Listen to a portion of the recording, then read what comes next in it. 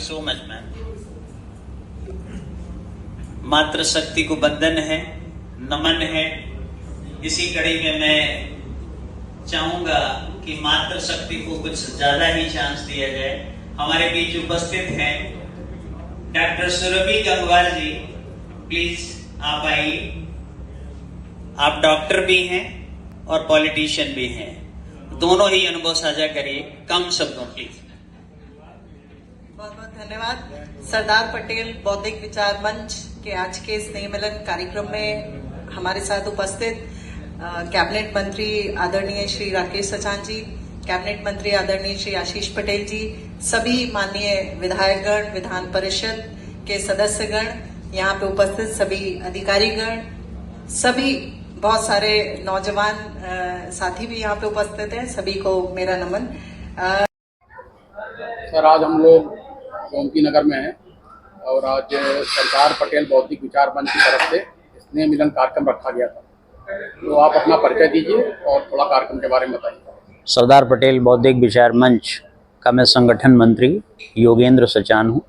वैसे मैं लखनऊ में विद्यालय संचालन करता हूँ, लेकिन इस मंच की एक जिम्मेदारी उठाता हूँ। आज इस मंच के कार्यक्रम का जो मेन उद्देश्य था, आपस में स्नेह मिलन का कार्यक्रम था, जिसमें हमारे पॉलिटिशियन और ब्यूरोक्रेट्स जो हमारे समाज से संबंधित हैं, पटेल समाज से, उन सबको इनविटेशन दे करके यहाँ बुलाया गया था, जिसमें हमारे समाज के दो कैबिनेट मंत्री श्री राकेश सचान जी और श्री आशीष पटेल जी उपस्थित हुए और सभी दलों के विधायक यहाँ पर उपस्थित हुए जो हमारी समाज से हैं। और हमारी समाज के जो वरिष्ठ अधिकारी जैसे IPS, IAS, retired PCS, PCS, जो और भी अन्य सेवाओं में हैं, डॉक्टर्स, अलग अलग क्षेत्र से भी लोग आए थे और उन सब लोगों ने यहाँ शिरकत की। उन्होंने अपने अपने सुझाव यहाँ पर हमको दिए और हमने अपने सरदार पटेल बौद्धिक विचार मंच का जो संकल्प पत्र है कि ये मंच समाज में गांव-गांव जा कर के लोगों को जन जागृत करता है और उनको, युवाओं को उससे जोड़ता है कि उनको किसी तरीके का रोजगार के अवसर मिले और वो रोजगार के अवसर यहाँ पर लोगों के साथ कनेक्ट करके देने का काम सरदार पटेल बौद्धिक विचार मंच करता है। आज उसी उद्देश्य के तहत कि हम जो समाज की कुरीतियाँ हैं उनको बंद करें। जैसे आजकल क्या होता है कि एक मृत्यु भोज का हम लोगों ने विरोध शुरू किया है कि पहले तो किसी के घर में अगर कोई गमी हो जाती है तो उसके ऊपर एक और बर्डन डाल दिया जाता है कि उसे भोज कराना है समाज के लोगों को। तो उसके लिए एक बड़ा दुखदाई समय होता है। तो कोशिश ये किया जाए कि एक ऐसी बैठक कर ली जाए जिसमें शोक सभा हो जाए और थोड़ा सा प्रसाद वितरण हो जाए और उसे ख़त्म कर लिया जाए। तो इस तरह की समाज की जो कुरीतियाँ हैं उनको भी ख़त्म करने का काम सरदार पटेल बौद्धिक विचार मंच कर रहा है, वो हम लोग कर रहे हैं। सर, आगामी चुनाव भी आ रहा है और ऐसा जब आप लोग का वार्तालाप हो रहा था तो ऐसा भी कुछ निष्कर्ष निकाला गया कि बिना जो है राजनीतिक भागीदारी के कोई बहुत बड़ा बदलाव जो है किसी भी संगठन में या समाज में नहीं आता। तो अभी चुनाव जो लगे हैं, एक पंचायत का चुनाव, फिर विधानसभा का चुनाव, तो आज जो भी मंथन हुआ तो उसके हिसाब से क्या निष्कर्ष निकला? यहाँ पर अभी कोई राजनीति पर चर्चा हम लोगों ने नहीं की है, लेकिन निश्चित रूप से किसी भी समाज की प्रगति राजनीतिक भागीदारी के बिना संभव नहीं है।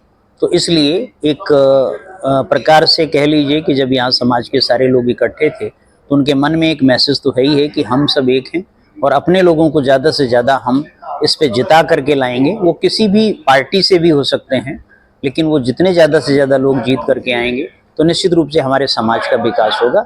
आगामी चुनाव में इन बातों का ध्यान रखा जाएगा कि उनको हम कहीं ना कहीं अपने लोगों को ज़्यादा से ज़्यादा इसमें जिता करके लाएं। सर, अपने समाज को या अपने कैडर को अगर कोई संदेश आप हमारे चैनल के माध्यम से देना चाहें? समाज को सिर्फ एक ही उद्देश्य है कि एक रोटी कम खाएं, लेकिन बच्चों को शिक्षा ज़रूर दें। बिना शिक्षा के कोई भी विकास संभव नहीं है। यही हमारे सरदार पटेल बौद्धिक विचार मंच का आशय है। सर, आप अपना परिचय दीजिए। मैं उमेश कुमार पटेल, मेरठ के रहने वाले हैं और सरदार पटेल बौद्धिक विचार मंच के महामंत्री, कुर्मी क्षेत्रीय महासभा के राष्ट्रीय महासचिव और अन्य भी कई अपनी सामाजिक संस्थाओं से जुड़े हैं।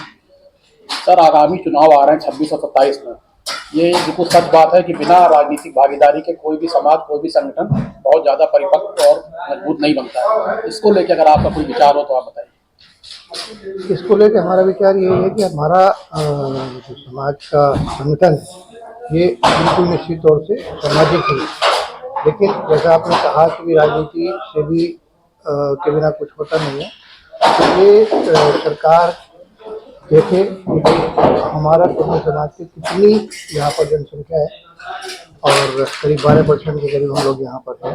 उस हिसाब से ही जो टिकट हैं चुनाव के और उस तरह से अगर दिए जाएंगे तो उसमें सरकार को लाभ मिलेगा, क्योंकि हमारे कुछ बहुत जो कुर्मी बाहुल्य क्षेत्र हैं वहाँ से मान लिया हमारे समाज को किसी को टिकट मिला तो ऑब्वियसली वहाँ वो जीत कर ही आएगा। अपना इंट्रोडक्शन देना चाहूँगा, परिचय देना चाहूँगा। मेरा नाम जगदीश चरण गंगवार है और मैं क्रिप्को से रिटायर्ड हूँ और सरदार पटेल बौद्धिक विचार मंच में महामंत्री के तौर पर काम कर रहा हूँ।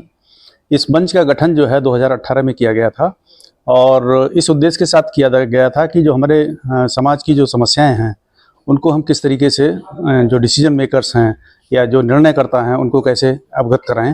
तो इस मंच के माध्यम से हम अपनी समाज की समस्याओं को निर्णयकर्ताओं के लिए अवगत कराते रहते हैं। और आज का जो कार्यक्रम था स्नेह मिलन, इसमें हमने उत्तर प्रदेश के जो समाज के हमने जितने भी विधायकगण हैं उनको और विधान परिषद के सदस्य हैं उनको और जितने भी यहाँ पे अधिकारी हैं, ब्यूरोक्रेट्स हैं हमारे समाज के और दूसरे पदों पर भी जो अधिकारी हैं उनको सबको बुलाया था।